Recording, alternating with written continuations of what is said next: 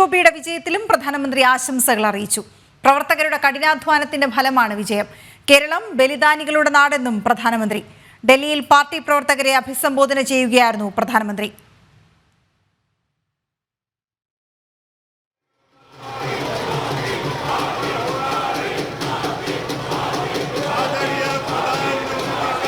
വിവരങ്ങളുമായി ചേരുകയാണ് ജിഷ്ണു. ഇന്ത്യയുടെ ത്രസിപ്പിക്കുന്ന ജയം, മൂന്നാം വട്ടവും സർക്കാർ രൂപീകരണവുമായി മുന്നോട്ട് പോകുന്ന NDA, എന്താണ് പ്രധാനമന്ത്രി അമരക്കാരൻ ഈ വിജയങ്ങൾക്ക് ശേഷം വ്യക്തമാക്കിയത്? അല്പസമയങ്ങൾക്ക് മുൻപാണ് പ്രധാനമന്ത്രി നരേന്ദ്രമോദി BJP ആസ്ഥാനത്തെത്തി പ്രവർത്തകരെയും ഒപ്പം ജനങ്ങളെയും അഭിസംബോധന ചെയ്തുകൊണ്ട് സംസാരിച്ചിട്ടുള്ളത്. മൂന്നാം തവണയും അവസരം നൽകിയതിന് പ്രധാനമന്ത്രി നരേന്ദ്രമോദി രാജ്യത്തെ ജനങ്ങൾക്ക്, വോട്ടർമാർക്ക് നന്ദി അറിയിച്ചു. ഒപ്പം വലിയ രീതിയിലുള്ള ഒരു ആത്മവിശ്വാസമാണ് പ്രധാനമന്ത്രി നരേന്ദ്രമോദി പങ്കുവച്ചിട്ടുള്ളത്. അവിടെ കേന്ദ്ര ആഭ്യന്തരമന്ത്രി അമിത്ഷാ, ഒപ്പം BJPയുടെ ദേശീയ അധ്യക്ഷൻ JP നദ്ദ, കൂടാതെ പ്രതിരോധ മന്ത്രി രാജ്നാഥ് സിംഗ് തുടങ്ങിയവരും ആ ഒരു ചടങ്ങിൽ പങ്കെടുത്തിരുന്നു.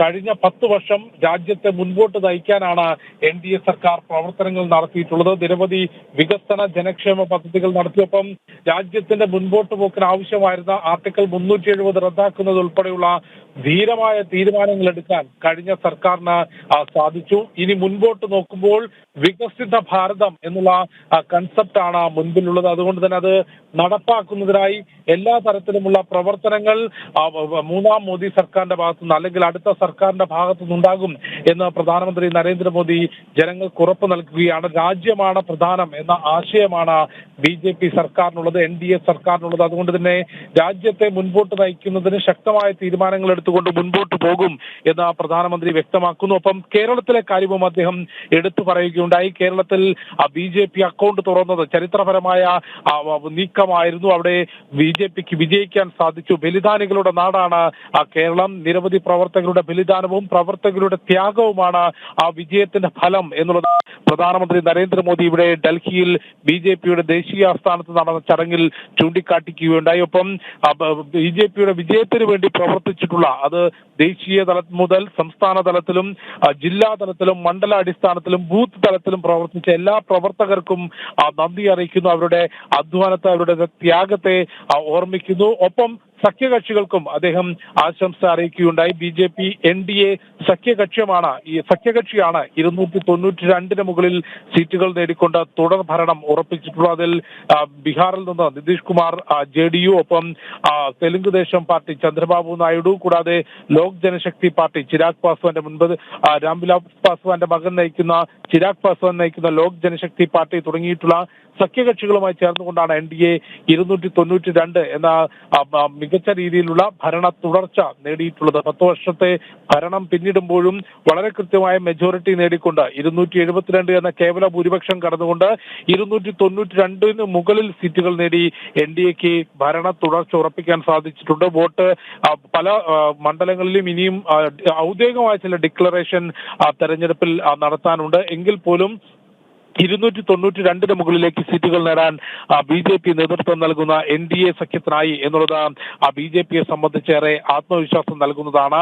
കോൺഗ്രസിന് 99 എന്ന സംഖ്യയിലേക്ക് എത്താൻ സാധിച്ചു എന്നുള്ളത് കോൺഗ്രസിനെ സംബന്ധിച്ച് തീർച്ചയായും ഒരു തിരിച്ചുവരവിന്റെ തെരഞ്ഞെടുപ്പ് തന്നെയായിരുന്നു ഇത് എന്ന് പറയാതിരിക്കാൻ വയ്യ. കാരണം കഴിഞ്ഞ തവണ ഒരു ഔദ്യോഗിക പ്രതിപക്ഷമാക്കാനുള്ള അംഗങ്ങൾ പോലുമില്ലാതെ തകർന്നടിഞ്ഞ കോൺഗ്രസ് ഇത്തവണ 99 മണ്ഡലങ്ങളിലേക്ക് എത്തിയപ്പം കോൺഗ്രസും ആം ആദ്മിയും തൃണമൂൽ കോൺഗ്രസും സമാജ്വാദി പാർട്ടിയും DMKയും ഉൾപ്പെടെ മുഴുവൻ BJP വിരുദ്ധ സഖ്യകക്ഷി, അതായത് BJP വിരുദ്ധ കക്ഷികൾ എന്ന് പറയുമ്പോൾ ഇന്ത്യ മുന്നണി പൂർണ്ണമായും അവരുടെ മുഴുവൻ അംഗങ്ങളെയും പരിശോധിക്കുമ്പോൾ 233 എന്ന സംഖ്യയിലേക്കാണ്, അല്ലെങ്കിൽ 230 മുകളിലാണ് നിലവിൽ അവർക്ക് സീറ്റുകൾ നേടിയെടുക്കാൻ സാധിച്ചത്. എന്നാൽ BJPക്ക് ഒറ്റയ്ക്ക് 240 സീറ്റുകൾ നേടിയെടുക്കാൻ സാധിച്ചിട്ടുണ്ട്. തെരഞ്ഞെടുപ്പിൽ ഏറ്റവും വലിയ ഒറ്റകക്ഷിയായി മാറാൻ BJPക്ക് സാധിച്ചു. അതുകൊണ്ട് തന്നെ സർക്കാർ രൂപീകരണം സുപ്രധാന ചർച്ചകൾ മുൻപോട്ട് പോവുകയാണ്. നാളെ NDA യോഗം നടക്കുന്നുണ്ട്, കൂടാതെ കേന്ദ്ര മന്ത്രിസഭാ യോഗം നടക്കുന്നുണ്ട്. അതിനിടയിലാണ് പ്രധാനമന്ത്രി നരേന്ദ്രമോദി എന്നത്തെയും പോലെ ഏതൊരു തെരഞ്ഞെടുപ്പ് ദിവസത്തിലും BJP മികച്ച വിജയം കൊയ്യുമ്പോൾ അദ്ദേഹം BJP ആസ്ഥാനത്തെത്തി അവിടെ പ്രവർത്തകരെ കാണുകയും അവിടെ നിന്നുകൊണ്ട് മുഴുവൻ രാജ്യത്തെയും അഭിസംബോധന ചെയ്ത് സംസാരിക്കാറുണ്ട്. ആ പതിവ് തെറ്റിക്കാതെ ഇന്നും പ്രധാനമന്ത്രി നരേന്ദ്രമോദി ദീൻ ദയാൽ ഉപാധ്യായ മാർഗിലെ BJP ആസ്ഥാനത്തെത്തുകയും അവിടെ നിന്നുകൊണ്ട് മൂന്നാം മോദി സർക്കാർ രൂപീകരിക്കുകയും ആ മോദി സർക്കാരിന്റെ മുൻപോട്ട് പോക്ക് എങ്ങനെയായിരിക്കും എന്നുള്ള വാക്കുകളുമാണ് അദ്ദേഹം ആത്മവിശ്വാസത്തോടെ പങ്കുവച്ചത്. മറ്റൊരു കാര്യം കൂടി ജിഷ്ണു, സുരേഷ് ഗോപിയുടെ വിജയത്തെ അദ്ദേഹം പ്രകീർത്തിക്കുകയുണ്ടായി. നേരത്തെ തന്നെ കേരളത്തിൽ BJPയുടെ എല്ലാ സ്ഥാനാർത്ഥികളെയും വളരെ ആത്മവിശ്വാസത്തോടെയാണ് ഇന്ത്യയെ സമീപിച്ചിരുന്നത്, BJP സമീപിച്ചിരുന്നത്. എന്താണ് അദ്ദേഹം സുരേഷ് ഗോപിയുടെ വിജയത്തെക്കുറിച്ച് വ്യക്തമാക്കിയത്, കേരളത്തിൽ ഈ വോട്ട് വിഹിതം ഉയർത്താൻ കഴിഞ്ഞതിനെക്കുറിച്ച് വ്യക്തമാക്കിയത്?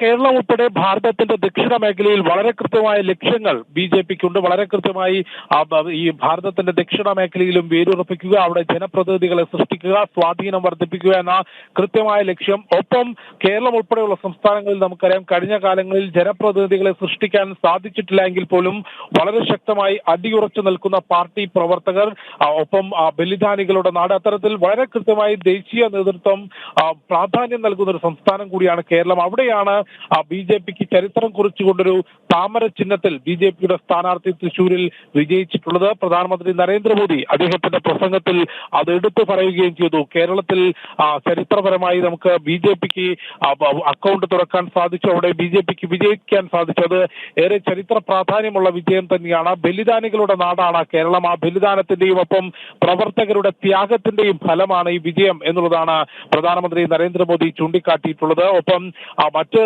ദക്ഷിണ ഭാരതത്തിന്റെ സംസ്ഥാനങ്ങളിലും വോട്ട് ശതമാനം ഉയർത്തുന്നതിന്, കൂടാതെ തെലങ്കാനയിലും ആന്ധ്രാപ്രദേശിലും ശക്തമായ മുൻപോട്ട് വരവിനും BJPക്ക് സാധിച്ചു. നേരത്തെ ഭാരതത്തിന്റെ ഉത്തര മേഖലയിൽ മാത്രം സ്വാധീനമുള്ള പാർട്ടി എന്ന വിശേഷണം കോൺഗ്രസ് ഉൾപ്പെടെയുള്ളവർ നൽകാറുണ്ട് എങ്കിൽ പോലും കർണാടകയിൽ ഉൾപ്പെടെ മുമ്പ് ഭരണം നടത്തുകയും അവിടെ MP-മാരും MLA-മാരും ഉണ്ടാകുമ്പോഴും ഉത്തരേന്ത്യൻ സംസ്ഥാനങ്ങളിലെ പാർട്ടി എന്ന് വിശേഷിപ്പിച്ചിരുന്ന BJPക്ക് ഇന്ന് കേരളത്തിലും MP-യെ വിജയിപ്പിക്കാൻ സാധിക്കുന്നു. ആന്ധ്രാപ്രദേശിലും തെലങ്കാനയിലും ശക്തമായ മുന്നേറ്റം ഉണ്ടാക്കാൻ സാധിക്കുന്നു. തെലങ്കാനയിൽ സീറ്റുകൾ ഇരട്ടിയായി വർദ്ധിപ്പിക്കാൻ സാധിക്കുന്നു. അത്തരത്തിൽ ഭാരതത്തിന്റെ മുഴുവൻ മേഖലകളിലും സ്വാധീന ശക്തിയാകാൻ BJPക്ക് സാധിച്ചു. പക്ഷേ ഉത്തർപ്രദേശ് പോലെ ചില സംസ്ഥാനങ്ങളിൽ BJP വിചാരിച്ച പോലെയുള്ള നേട്ടം ഉണ്ടാക്കാൻ, പെർഫോമൻസ് നടത്താൻ സാധിച്ചില്ല എന്നുള്ളതും വസ്തുതയാണ്.